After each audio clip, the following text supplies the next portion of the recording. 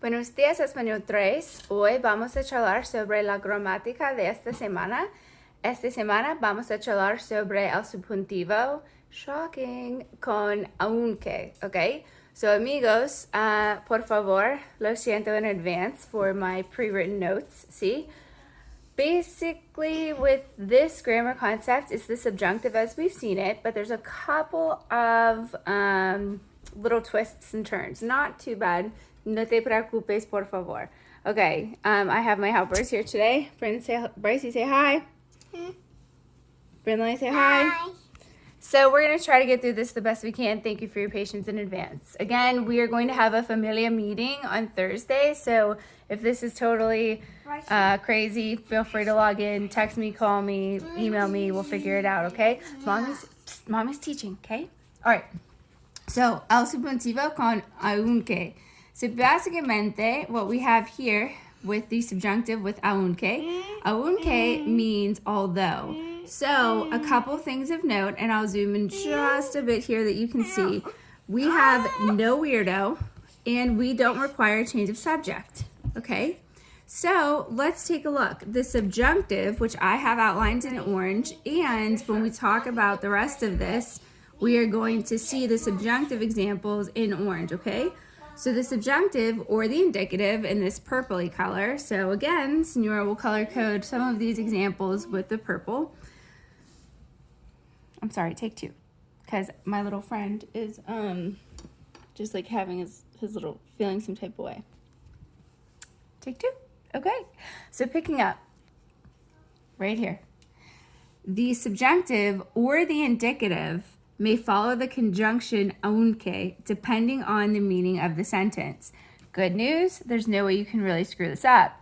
Bad news, you might accidentally say something that you don't mean to say. So if I can go back for 1 second and talk a little bit about how this is not like the subjunctive and noun clauses as we've seen it before. We don't have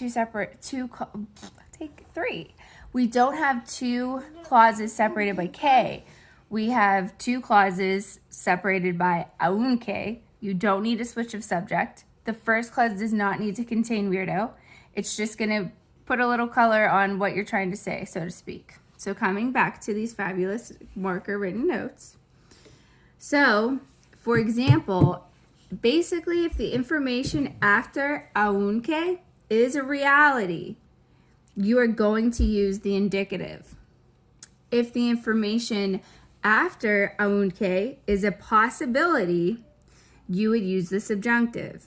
This is copied from página 242. See, the ejemplos that they use here are ellos van a salir aunque lleva.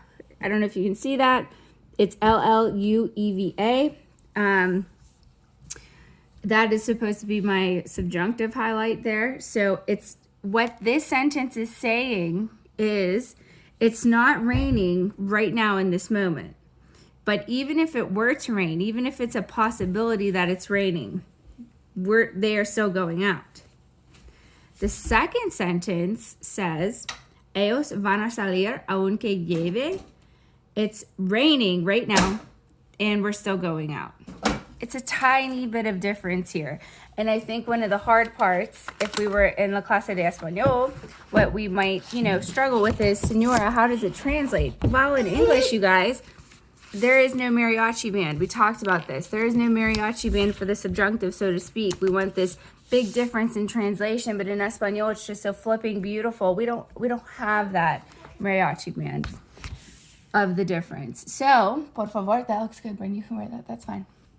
So, por favor, for página 242, actividad 1, this is listed as optional practice this week. This is tough, you guys, because there's no real way to screw this up. The one that I feel that could really be black and white is going to be on página 243, actividad 2. That's kind of clear, like, hey, it could rain, or hey, I might not get paid in time. So that one is a little clearer. Your text or your workbook activities are very ambiguous, and so I wouldn't fret. If you'd like to use them as a practice, that's totally fine. Do you have to use them as a practice? Absolutely not, because it's ambiguous. Okay, back to this. Optional practice en el libro de texto, página 242, okay? So, the first